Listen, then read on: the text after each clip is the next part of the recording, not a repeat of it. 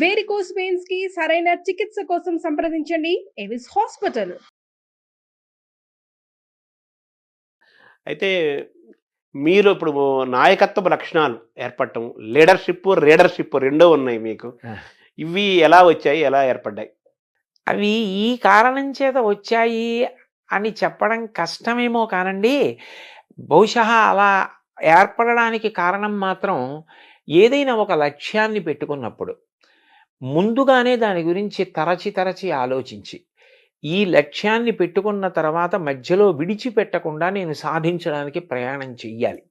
ఎందుకనంటే, ఒక లక్ష్యాన్ని పెట్టుకుని మీరు బయలుదేరారనుకోండి, మిమ్మల్ని పొగిడేవాళ్ళు, మీ వెనక నిలబడేవాళ్ళు, మిమ్మల్ని సమర్థించేవాళ్ళు ఎలా ఉంటారో, రాళ్ళేసేవాళ్ళు, దాని గురించి ఏమీ తెలియకపోయినా ఏవేవో మాట్లాడేవాళ్ళు కూడా ఉంటారు.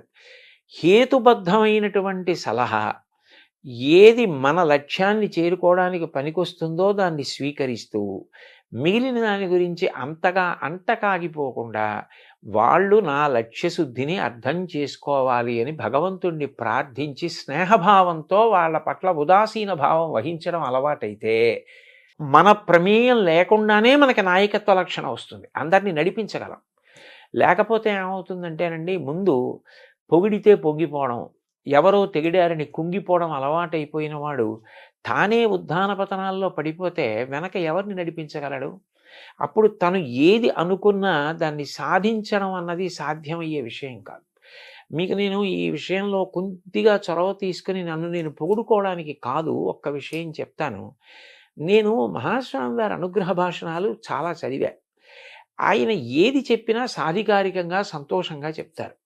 ఒక్కసారి ఆయన గోమాత గురించి చేసిన అనుగ్రహ భాషణంలో, ఒక పీఠాధిపతిగా గో సంరక్షణ కొరకు నేను చెయ్యవలసినంత చేయలేకపోయానేమో అని నాకు బాధ కలుగుతూ ఉంటుంది అన్న మాట నేను చదివాను. నాకు చాలా బాధ కలిగింది. అంటే ఆయనకి ఇంకా గో సంరక్షణ విషయంలో తగినంత చేయలేకపోయానన్న బాధ ఉంది.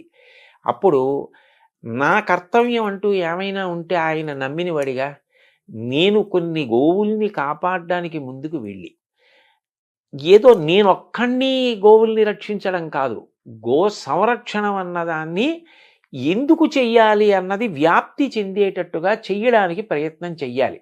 అప్పుడు ఆయన సంతోషిస్తారనిపించింది. మొదలుపెట్టాం గోశాల. మీరు వచ్చి చూశారు. అది ఇవాళ అంత గొప్పగా నడుస్తూ ప్రతిరోజు 2 పూటల 60-70 మంది కార్యకర్తలొచ్చి స్వచ్ఛందంగా పనిచేసి అంత సంతోషంగా అక్కడ కార్యం జరుగుతోంది అంటే ముందు నమ్మకం ఉండాలి. మొదలుపెట్టిన తర్వాత ఎన్నో విమర్శలొచ్చాయి. వెనక్కి లాగేవాళ్ళొచ్చారు, ముందుకు తోసేవాళ్ళొచ్చారు. ముందుకు తోస్తే పడిపోకుండా, వెనక్కి లాగితే తూలిపోకుండా నిభాయించుకుని పెద్దాయన చెప్పిన మాట మనకుందన్న నమ్మకంతో వెళ్ళిపోవడంలోనే లక్ష్యశుద్ధి. అక్కడ నాయకత్వం తయారవుతుందండి. ఇది మీలో ఇంత ఒక దృఢమైన అచంచలమైన ఒక పట్టుదల, ఆ స్వభావము, దేనికి వంగకుండా, పొంగకుండా ఉండే లక్షణాలు, ఇవన్నీ కూడా మీకు ఆదిశంకరాచార్యులు, జగద్గురు చంద్రశేఖరేంద్ర సరస్వతి స్వామి వారు, వివేకానంద వీళ్ళ యొక్క స్ఫూర్తి మీ పైన ఉందని అనుకోవాలి, వాళ్ళ వాక్కుల యొక్క ప్రభావం. ఖచ్చితంగానండి. ఎందుకంటే వివేకానందుడు ఎన్ని కష్టాలు పడ్డారండి. శంకరాచార్యులు వారు ఎన్ని కష్టాలు పడ్డారు. ఆయన్ని శారీరకంగా కూడా అంతం చేసేద్దామని ప్రయత్నం చేశారు. ఎవరి మీద ఆయన శత్రుభావన పెట్టుకోవాలి. అందరితో మాట్లాడారు. అందరినీ మిత్రుల్ని చేసుకున్నారు. చివరికి 32 ఏళ్ళు పూర్తయ్యేటప్పటికీ అందరూ ఆయన మార్గంతో ప్రేమతో కలిసి నడిచారు. ఆయన మీద ఒక కాపాలికుడు మంత్రప్రయోగం చేశాడు. ఆయన మీద ఎన్ని జరిగాయి, ఆయన వాటన్నిటికీ చెలించిపోలేదు. నిభాయించుకుని ముందుకు నడిచారు. జగద్గురువులుగా అంత గొప్ప స్థానాన్ని సంపాదించుకొని ఇవాళ ప్రపంచమంతా 2 చేతులెత్తి నమస్కరించి 32 ఏళ్ల వయస్సులో ఇన్ని చేయడం ఎవరికి సాధ్యం? శంకరాచార్యుల వారికి తప్ప. అంటోంది అంటే ఆయన కన్నా గొప్ప నాయకుడు ఎక్కడుంటారండి? చంద్రశేఖరేంద్ర సరస్వతి మహాస్వామి వారి జీవితంలో 90 పడి దాటిపోయిన తర్వాత కూడా ఆశ్రమధర్మం విడిచిపెట్టకుండా తోపుడు బండి పట్టుకుని, సత్యదండాన్ని పట్టుకుని కాలినడకన వెళ్ళారు అంటే నిజంగా ఎంత స్ఫూర్తిదాయకమైన జీవితాలండి అవన్నీ. ఎంత నిబద్ధతతో ఆశయాలకి ఎలా కట్టుబడ్డారు. వారిని విమర్శించిన వారు ఉన్నారు ఆయన కాలంలో. ఈ వాదం తప్పు, భగవంతుడు ఏమిటి, భక్తి ఏమిటి అన్న వాళ్ళు ఉన్నారు. కానీ ఆయన నమ్మినదేదో దాన్ని ఆయన అలా ఆదరించారు. అన్నిటికన్నా విశేషం ఏంటంటే ఇతరులను కూడా అంత గౌరవించారు. ఏదో తన భావానికి వ్యతిరేకించిన వాళ్ళని ఆయన ఎప్పుడు విమర్శించడం కానీ తక్కువ చేయడం కానీ చేయలేదు. నాకు మహాస్వామి వారిలో చాలా నచ్చే విషయం ఏమిటంటే ఒకసారి నాస్తికుల గురించి ఆయన మాట్లాడారు. ఆయన అన్నారు, భగవంతుడు ఉన్నాడు ఉన్నాడు అని నమ్ముతున్నానని చెప్పి పాపం చేసేవాడి కన్నా లేడు లేడు అని చెప్పి లేడన్న భావనతో బతికేవాడు ఒక మెట్టు పైనున్నవాడే కదా. ఎంత గొప్ప స్పష్టత అండి. మనకంటే వాడు ఎక్కువ ఆలోచించాడని స్పష్టతే కదా. ఆయన సిద్ధాంతానికి కట్టుబడ్డాడు. ఆయన నీ సిద్ధాంతానికి నువ్వు ఎక్కడ కట్టుబడ్డావు? ఉన్నాడు ఉన్నాడు అంటున్నావు. ఉన్నాడు ఉన్నాడు అని అంటున్నప్పుడు ఉన్నాడన్నవాడి పట్ల భక్తి భయాలతో నువ్వు అట్లాగే గౌరవంగా బ్రతకాలి. మరి నువ్వు పాపం వైపు అందుకు అనురక్తుడు అవుతున్నావు.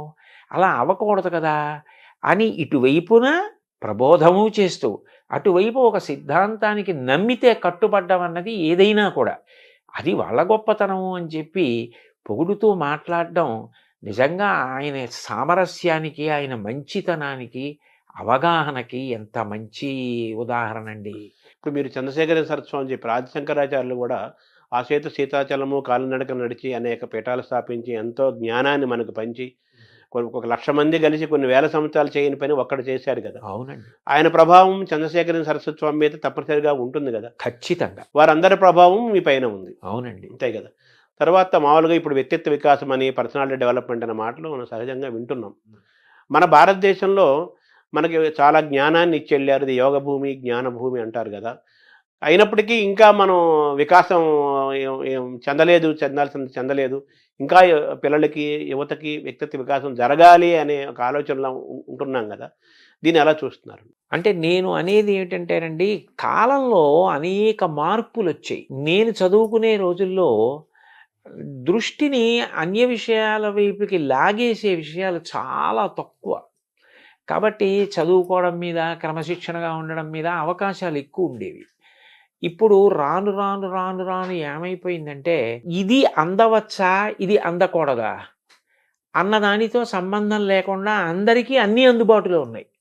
అప్పుడు దానికి విరుగుడు ఒకటే ఉంటుంది, స్వీయ నియంత్రణ.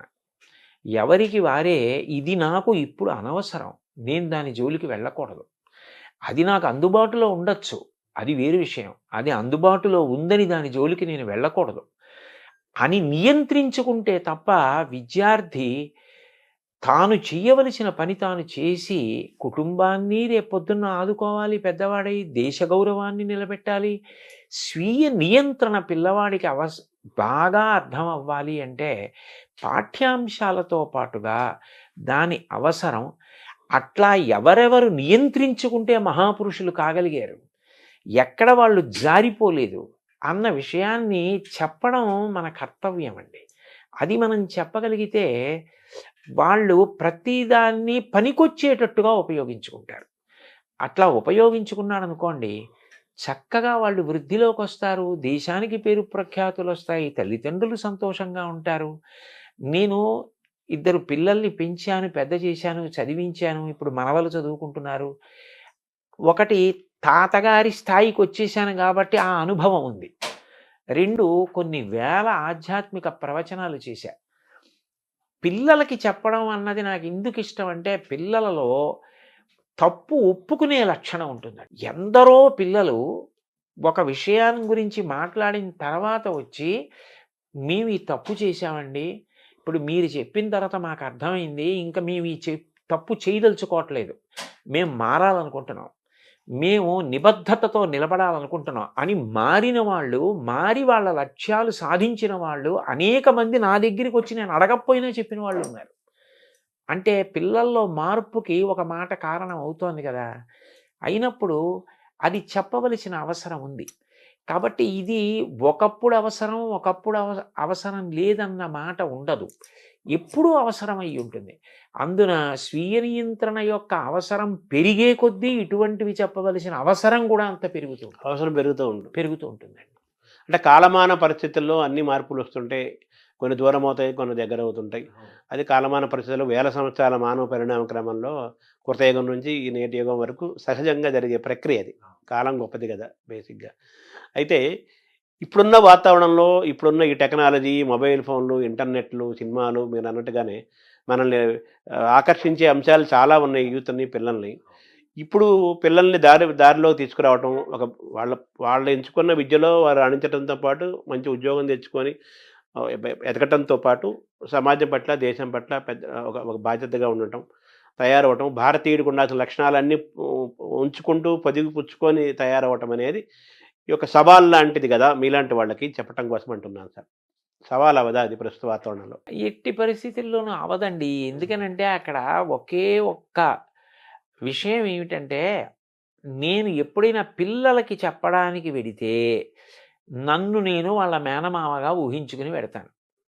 ఒక మేనమామకి ఉంటుంది సహజమైనటువంటి ప్రేమ. అయ్యో! వీడు నా అక్క కొడుకు, వీడు నా చెల్లెలి కొడుకు, వీడు బాగుపడాలి. కాబట్టి వీడికి అనునయంగా చెప్దాం. వీడికి 4 మంచి మాటలు చెప్దాం. ఇవాళ చెప్దాం, రేపు చెప్దాం, ఎల్లుండి చెప్దాం. వీడి తలకెక్కుతాయి. ఇప్పుడు వీడి తప్పు చేయకపోయినా రేపట్లాంటి తప్పు చెయ్యకుండా వీడిని నిగ్రహిస్తాయి. కాబట్టి నేను కనపడ్డప్పుడల్లా వీడికో 4 మంచి మాటలు చెప్తూ ఉండాలి అని ఎవరికుంటుంది? మేనమామల ముద్దు మీలైన ముద్దు అని లోకంలో సామెత. మేనమామకి అది సహజమైన ప్రేమ. అది ఆ ప్రేమ ఏం చేస్తుందంటే చెప్పేటప్పుడు బరువు తెలియనివ్వదు. వాడు వృద్ధిలోకి రావాలన్న ప్రేమ, చెప్పాలన్న తృష్ణ పెంచుతుంది. నన్ను నేను మేనమామగా భావించుకోవడంలో, ఇన్నిసార్లు నేను పిల్లలకి చెప్పడంలో అంత సంతోషం కలిగిందండి. అందుకే ఇప్పుడు కూడా నేను యథార్థానికి నాకు ప్రభుత్వం వారిచ్చింది ఏ స్థాయి అయినా, నేను మనసులో భావన చేసేది మాత్రం ఏ పిల్లలకి చెప్పినా మేనమామగా భావన చేసుకుని వెళ్ళి చెప్తాను. ఢిల్లీకి ప్రభు అయినా తల్లికి కొడుకే అన్నట్టుగా మీరు ఎక్కడున్నా వాళ్ళకి మేనమామ, వాళ్ళు మీ అంతే. మేనకోడళ్ళు, అంతే. మేనల్లుళ్ళు. ఆ భావనతోనే చెప్తానండి. అంటే తల్లితో సమానం కదా మేనమామ అంటే. అంతే. అయితే మీరు వివేకానంద గురించి మాట్లాడుకున్నాం మనం. తప్పనిసరిగా మాట్లాడుకోవాలి యువత అనగానే. ఆయన మెంటల్ ఫిట్‌నెస్, ఫిజికల్ ఫిట్‌నెస్ శారీరకంగాను, మానసికంగాను మనం దృఢంగా ఉండాలి అంటారు కదా! మీరు మీ మీ ప్రయాణంలో, మీ బాల్యం నుంచి, యవ్వనం నుంచి మీ ప్రయాణంలో మానసికమైన ప్రయాణం కోసం మీరు పుస్తకాలు చదివారు, జ్ఞానాన్ని ఆశ్రయించారు, గురువుల్ని ఆశ్రయించారు. శారీరకమైన దృఢత్వానికి మీరేం చేశారు? మాకు చిన్నతనంలో ఆటలాడుకోవడానికి చాలా విశేషమైన అవకాశం ఉండేదండి. పాఠశాలలో చూస్తే చాలా పెద్ద క్రీడా ప్రాంగణం. నాకు బాగా జ్ఞాపకం. మా చిన్నతనంలో మాకు తెలుగు పాఠం చెప్పేవారు. ఆయన తరచుగా ఓ మాట అనేవారు. "ఒరేయ్! ఆట ఆడుకునేటప్పుడు ఇక్కడ నిలబడి ఔట్, నాట్ ఔట్ అని అరిస్తే అంత దూరం వినపడాలిరా. అలా అరిచి మాట్లాడితే రేపొద్దున్న సభలో 2 గంటలు మాట్లాడినా మధ్యలో మంచినీళ్ళు తాగవురా" అనేవారు. ఆయన ఎందుకనేవారు? ఆయన ఏది దృష్టిలో పెట్టుకున్నారో, ఏ భవిష్యత్తు దర్శనం చేశారో నాకు తెలీదు కానండి. అట్లా హాయిగా ఆడుకునేవాళ్ళం. అంత సంతోషంగా ఆడుకునేవాళ్ళం. ఆ ఆటలు మాకు ప్రత్యేకంగా వ్యాయామము అన్న అవసరం లేకుండానే ఎంతో సంతోషంగా శరీరానికి ఒక రకమైన బలాన్ని ఇవ్వడంలో, చక్కగా 4 చోట్లకి ప్రయాణం చేయడానికి, ఓ 2 గంటలు కూర్చుని మాట్లాడడానికి ఇబ్బంది లేని పరిస్థితిని కల్పించాయి. అయితే వయస్సుతో పాటు కాలక్రమంలో శరీరం శిథిలమవుతుందనుకోండి. ఇప్పుడు నాకు కొద్దిగా మోకాళ్ళ నొప్పులొచ్చాయి. అవి కాలంలో రావలసింది. అదో ఆభరణం కాలంలో రాకపోతే ఆశ్చర్యం గానీ, వస్తే ఆశ్చర్యం లేదు. అవును. కళ్ళజోడొచ్చింది. కానీ ఇంతకాలం నుంచి శరీరం సహకరించింది అంటే దానికి మేము ఆడుకున్న ఆటలు ప్రధానమైన కారణం. పిల్లలకి శరీర నిర్మాణంలో క్రీడలనేటటువంటివి ఎంతో ప్రాముఖ్యత వహిస్తాయండి. వాళ్ళకి అంతకన్నా సంతోషం ఇంకోటి ఉండదు.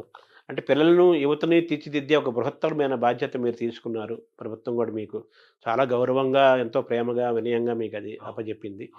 అయితే మీరు చదువుకున్న కాలానికి కాలం మారుతోంది. విద్యా విధానం గూడా అంత అనుకూలంగా కనిపించట్లేదు కదా! ఈ ఆటల పట్ల ఎంతసేపటి చదువు, చదువు, చదువు లేదా ఎంసెట్ లేదా సాఫ్ట్‌వేరు ఈ మాటలే వినిపిస్తున్నాయి తప్పితే చదువు, జ్ఞానము, సంగీతము, కళలు, ఈ ఆల్ రౌండ్ డెవలప్‌మెంటు, పరిపూర్ణ వ్యక్తిత్వ నిర్మాణము ఇవన్నీ కూడా దూరమవుతూ మీరంటే ఆటలు దూరమైనయి. చాలా దూరమవుతున్నాయి గదా! సో, యువత బాగా తయారవ్వాలి, బాల్యంలో మంచి ఒక పరిణామం ఏర్పడాలి అంటే ఆటలు చాలా ముఖ్యమైన కళలు ముఖ్యం కదా! ఈ వాతావరణం ముఖ్యమవుతున్న కాలంలో మీరు ప్రభుత్వానికి గానీ, విద్యాశాఖలకు గానీ మీరేమన్నా సూచిస్తారా? దాన్ని ఎలా తీసుకెళ్తారు? నేను పిల్లలకైనా, ప్రభుత్వానికైనా, ఉపాధ్యాయులకైనా, పాఠశాలల యొక్క యాజమాన్యానికైనా చెప్పాలి అనుకునే విషయం ఒక్కటేనండి. అసలు ముందు శరీరం అన్నది దృఢంగా ఉండి, శరీరం సహకరిస్తే అప్పుడు ఆ వ్యక్తి ఏదైనా చేయగలుగుతాడు.